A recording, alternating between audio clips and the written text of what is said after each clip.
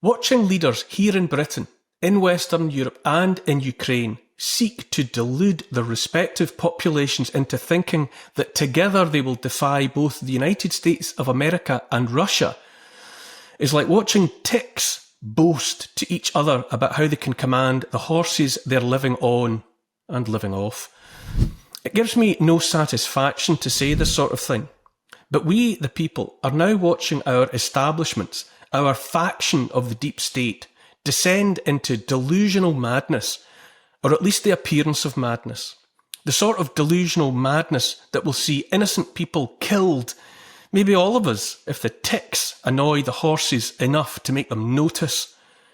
Here is Prime Minister Keir Starmer in fine delusional form on the subject of his promise on our behalf to keep hosing money and then our men and women in the direction of Ukraine. We are doubling down in our support. Yesterday evening, the UK signed a £2.2 billion loan to provide more military aid to Ukraine, backed not by the British taxpayer, but by the profits from frozen Russian assets.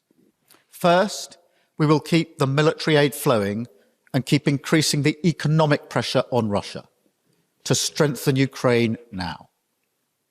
Second, we agreed that any lasting peace must ensure Ukraine's sovereignty and security, and Ukraine must be at the table. Third, in the event of a peace deal, we will keep boosting Ukraine's own defensive capabilities to deter any future invasion. Fourth, we will go further to develop a coalition of the willing to defend a deal in Ukraine and to guarantee the peace. Not every nation will feel able to contribute, but that can't mean that we sit back. Instead, those willing will intensify planning now with real urgency. The UK is prepared to back this with boots on the ground and planes in the air. Together with others, Europe must do the heavy lifting. No one sober or in their right mind thinks this is anything but insanity or delusion or lies. The European politicians, bureaucrats and bureaucrats are at it as well, while their sycophantic mainstream media pundits fleck at the mouth and echo the insanity. There are so many aspects to that insanity. First of all, who do they think they're talking to about defending countries, while Britain and Europe demonstrably lie completely undefended even from unarmed migrants in dinghies? The conclusion rightly to be drawn is that there is no intention at the top to defend Britain or anywhere else. Far from it. The intention at the top is to do away with nation states and any sort of national identity. And for years now, here in Britain, we have been told by schools, universities, museums, art galleries, National Trust properties, by the media, by promoted publications, essentially by the state in all its various forms, that Britain is a shameful place, rotten with endemic racism, with intolerance of minorities of every sort, built on slavery, that our culture, traditions and heritage are out of date at best, and imperialist and colonialist at worst. Who would defend such a place? We're told someone arriving illegally in Britain today should be better treated than those whose ancestors carved the place out of the wild wood and defended it with blood for uncounted generations. Britain's been sold off anyway, made a vassal state of the United States of America. Everything of material value is owned offshore. Corporate profits leaving and precious little tax collected from entities that structure their businesses so they don't have to. The youngest generations have accepted they will never have a meaningful stake in the old country, and their parents know only too well that anything and everything they earn and thought they owned that they might have passed on to their children will be taken from them in life or in death.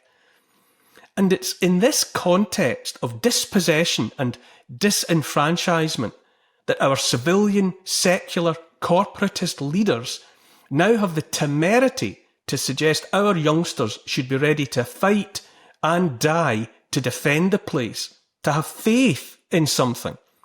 Fight for who, they might ask. And anyway, haven't they been told already that Britain's is a history to be ashamed of, a culture and a way of life best replaced with something else?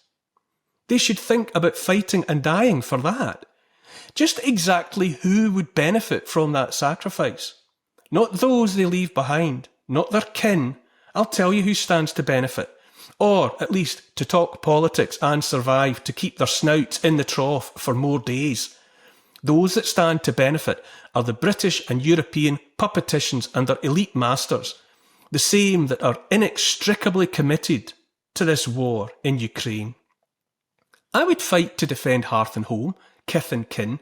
I'm sure millions around me would say the same and mean it.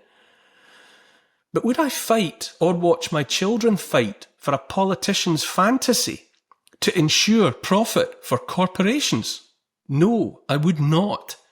On the contrary, I would fight and encourage my children to fight any politician who would send them to secure the investments of BlackRock and Vanguard that own everything anyway.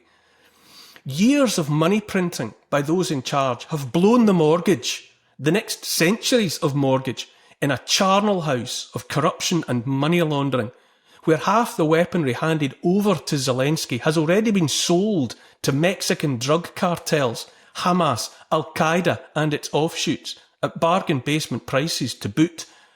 Essentially, British and European leaders were holding America's coat while it slugged it out with Russia. And then what happened? The US got a new sheriff in town, and he wants to walk away from all of it. Has already done so, as far as anyone can tell. Starmer, Macron, Ursula von der Leyen, more of their ilk besides, are left with no one to pay their bills or fight their fights for them any longer. And they just can't believe what's happened. But they're in that corrupt bloodbath up to their collective necks. And since they can't walk away from it, toe the US line, without making it plain they've utterly blown it, since they can't walk away from it, they have no option but to plough ahead and to hell with the lives and bodies that must be sacrificed. Trouble is, the European Union has no more money of its own to spend on building the stuff of war, or rather, it needs to find a new way to raise the necessary debt to keep the money supply flowing. When all else fails, remember, they take us to war. The consequences of all that money printing of recent years for COVID, for the green agenda, for war, have built up over their heads like a mountain.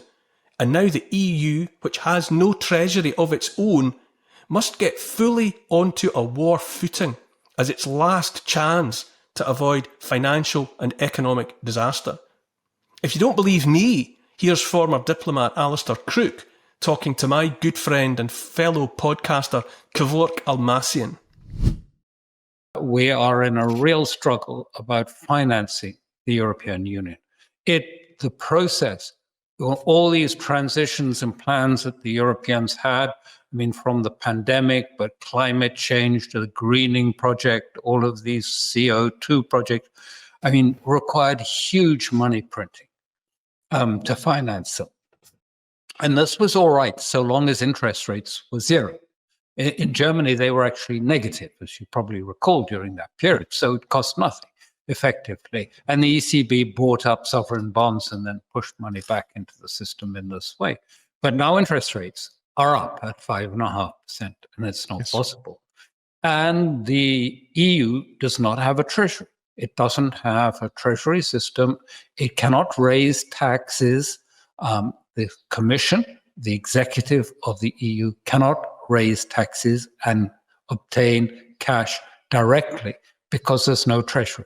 There's no treasury equivalent to the US. It is all done through states. They have to raise some money through taxation, and then they contribute a portion to the European Union. But it's not like the United States at all. And so they don't know how they are going to get through the next process. So they need a lot more cash coming in order to try and, if you like, liquefy the system. And therefore, defense is the new transition. Climate is out because it's becoming unpopular. We've got the farmers' protest. So they are looking at defense. But the magic bullet in all of this is they want to move to war bonds. War bonds not issued by individual states, by Germany, by Italy, but by the European Union itself, and begin the process of direct taxation and the direct raising of money for the European Union, which does not come through member states, and to increase its control over the European structures and states and peoples. So that's really what it's all about. It's about preparing the ground to try and move towards war bonds and even direct taxation of citizens in order to prepare for this great threat coming from Putin that we have to deal with, and we have to rebuild a defense industry from zero. And that's just going to be a slush fund, basically. Wow. You hear that? Under the spoken madness of boots on the ground and planes in the air in Ukraine is the economic necessity for EU stuffed shirts needing to lay down covering fire for the creation of a new scheme, or is that scam to keep the money trough topped up? If more corpses have to be added to the pile already a million high, then so be it. Honestly, it might be better if they were mad. The tragedy for all of us is that they're only cold-blooded and utterly lacking in humanity instead. It's hard not to think that it's we that have gone mad. How, after all, to make sense of what surely looks like madness? On the one hand, there's the sabre rattling from our puppeticians, falling back hard, as they are, on load-bearing myths. The mainstream media pushes the same, invoking thoughts of the Blitz spirit, of fighting on the beaches, and the ghosts of patriotism long dead. Patriotism killed by them in pursuit of the globalist dream of one world government, of no one belonging anywhere, of everyone belonging nowhere. You can't, in a rational universe, ask a lad to fight for something he's been told is no longer his anyway.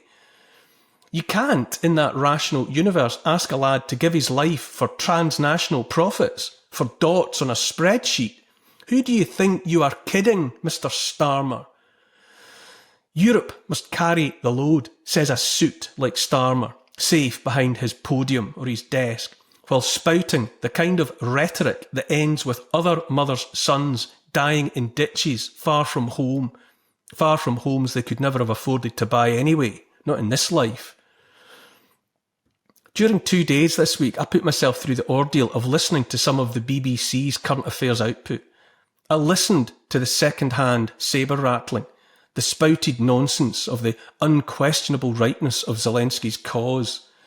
I realise the expectation is that if Starmer hugs Zelensky, I'll forget the Ukrainian president is a corrupt puppet on borrowed time, borrowed from the now departed Biden administration. I listen to and watch all of that, and I glance at headlines on mainstream media newspapers on newsstands that I walk past and draw the conclusion there must by now be two parallel universes. For on the other hand, in the second universe, the one I inhabit, are to be found more voices like that of diplomat Alistair Crook that I've already played. Here, on the subject of the war, is American political scientist and international relations scholar of decades standing, Professor John Mearsheimer. I mean, look, the United States, the West Europeans, East Europeans, and Ukraine, all four of those actors together could not defeat the Russians on the battlefield. The Russians are winning up against those four actors. Now you're talking about taking the most important actor out of the equation besides the Ukrainians themselves, and that's the United States. Do you really think that the Europeans plus the Ukrainians can stand up to the Russian steamroller if they couldn't with the Americans in the mix? And the answer is no. So he's destined to lose. Why do you think the heads of most of the European countries, not in the EU, not Italy, not Hungary, met in London and endorsed this silliness out of the mouth of Prime Minister Starmer? We're going to make a $2 billion loan. It's going to be repaid by the interest on the Russian money that's frozen in European banks. Oh, and we're going to put some British boots on the ground and planes in the air. I mean, this is absurd. But yet they said it with a straight face, and all of them went along with it, except for the ones that weren't there.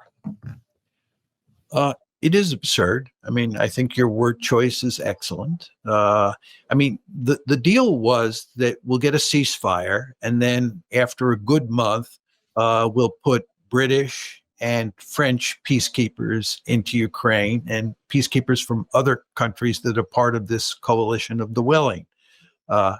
This is crazy. The Russians have said, number one, there will be no ceasefire. And number two, they've made it unequivocally clear that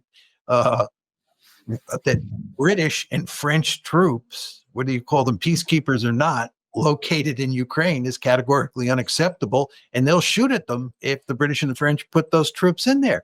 So this is a non-starter. It's just not going to go anywhere. What is motivating the European leadership? Do they go to bed at night fearing an invasion from Vladimir Putin? No, I don't think they fear that at this moment. I think they're just so deeply committed to the Ukraine war that they can't bring themselves to abandon Ukraine. You want to remember that the Republican establishment and the Democratic establishment here in the United States are profoundly committed to Ukraine. And those two establishments would not do what Donald Trump is doing, right, if they were in charge. Trump is an anomaly here. He doesn't represent the Republican mainstream, and he certainly doesn't represent the Democratic Party's view on Ukraine. So Trump has come into the White House, right, and his hands are clean on this whole matter of starting this war and keeping it going. And he's decided, as the new kid in town, that he's going to put an end to the war. And of course, the Republican establishment behind closed doors is deeply concerned about this. The Democrats are deeply concerned, and the Europeans are in the same boat. They all bear responsibility for this war, and they don't want to end it because they would then have a disaster next to their name. Trump doesn't have that problem. He says, quite correctly, I didn't start this war, and if I had been in charge, we wouldn't have the war. I believe that. So he's come in now. He wants to put an end to the war. But he's really one of the few actors in the system who wants to end the war. His words hit hard, as do those of the remarks and comments of his host there, Judge Andrew Napolitano. But what affects me most is the way even such serious men find the madness, or the cold-blooded badness, inherent in the words and deeds of men like Starmer, in the bellicose posturing of European politicians, not to mention unelected and unaccountable bureaucrats. What affects me most is the laughter in their voices. That while of necessity talking about such lethally dangerous matters, they helplessly reveal a degree of disbelief at what they're seeing, even after all they've seen already. From Starmer and his enablers, we are hearing delusional madness offered to disguise the dreadful truth, the truth that it has all been lies. They lied about a pandemic, and when that failed, when all else failed, they chose war. Like a shark that must keep swimming lest it drown, our faction of the deep state has no option but to keep the bullets flying and the blood flowing. Now they want our children. Surely, now, enough is enough.